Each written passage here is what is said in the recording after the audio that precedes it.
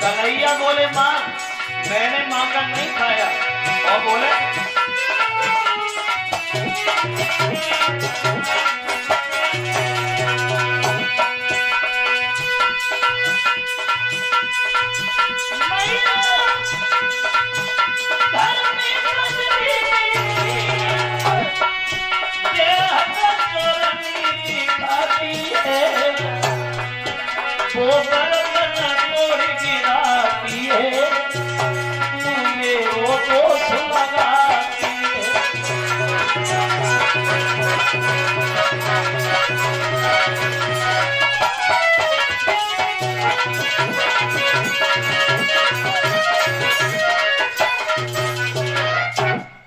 हमने चोरी नहीं की माँ, वो बिल्ली बर्तन तोड़ती है तू मेरा दोष लगाती, मैं काय को चोरी करूंगा मैया।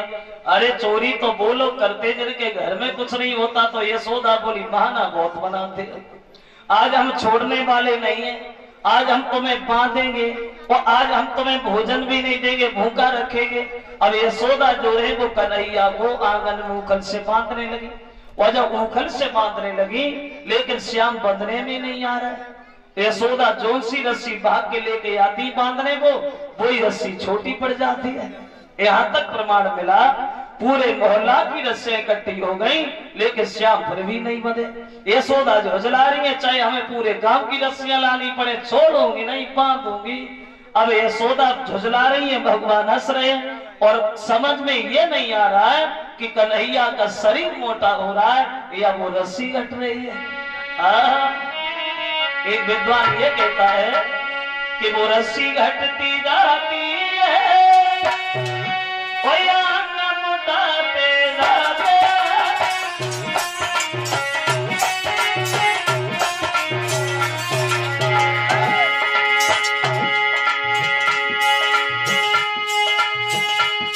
वो रस्सी घटती जाती है या अंग मोटाते जाते।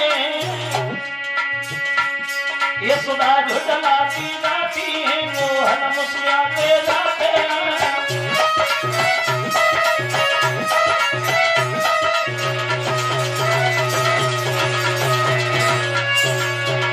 समझ में ये नहीं आ रहा है कन्हैया का शरीर मोटा हो रहा है या वो रस्सी घट रही है।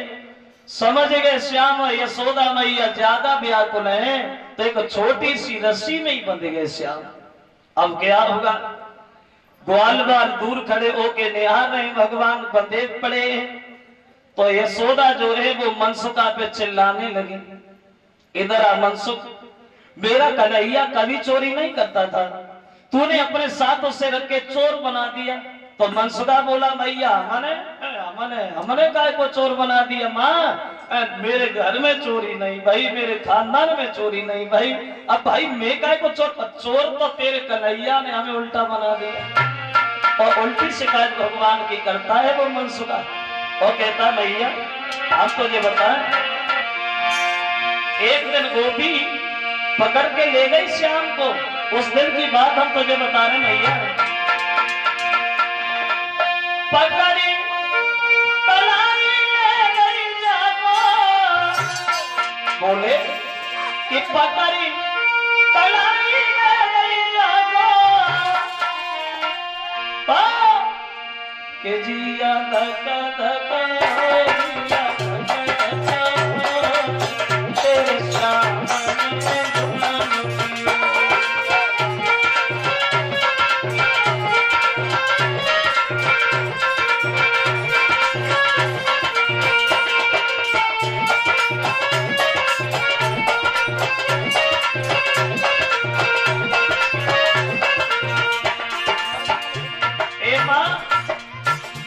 जब गोपी हमें पकड़ के ले गई, कन्हैया को भी पकड़ लिया मैया। उस दिन की हम बात बता रहे, तेरा श्याम है ना, जब से श्याम मैया, ए मैया, जब से श्याम मैया, तब से चोरी घर चोरी तेरे सामने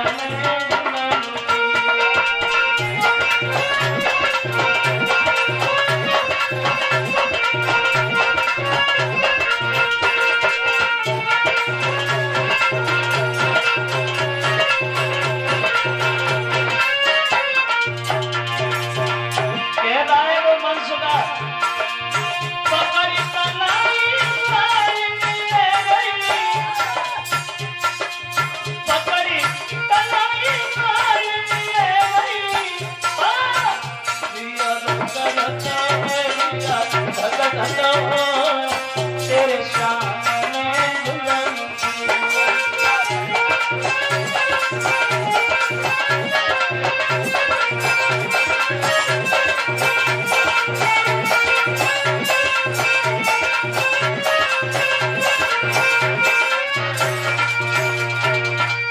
ग्वाल बाल जो है वो कन्हैया की शिकायत करने के बाद चले गए हैं श्रोताओं।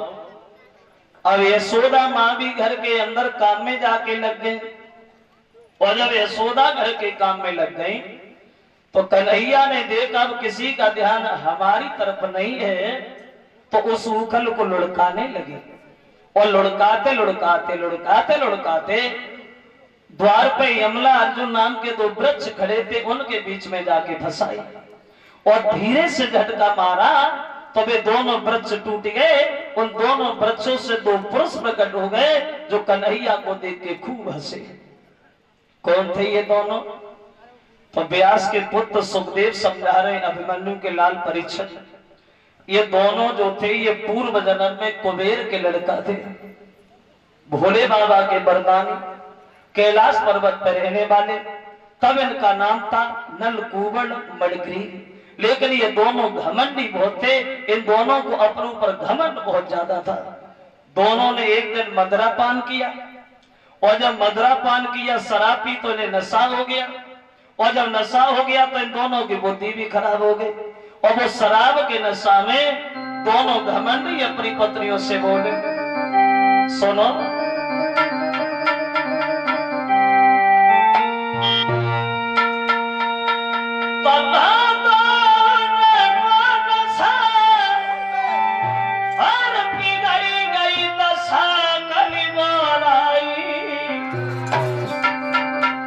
नारिन को संग रे आगे पीछी धलवा,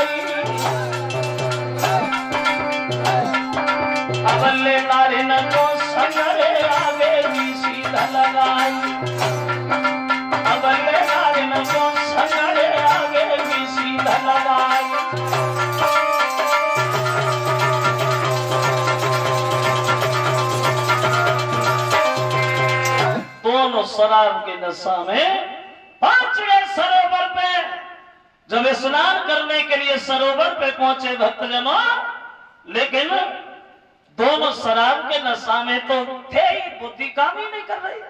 अब ये दोनों शराब के नशा में अपनी पत्नियों से बोले कि चलो नहाना है, लेकिन ऐसे नहीं नहाना है, वस्त्र उतार के नहाना है, आज हम लोग वस्त्रहीन होके नहाएंगे। पत्नियां बोली वस्त्रहीन होके नहाएंगे? पागल हो, अरे कोई देखेगा क्या कहेगा? बोले नहीं नहीं नहीं, कौन देखेगा, देखेंगे हम तुम्हारे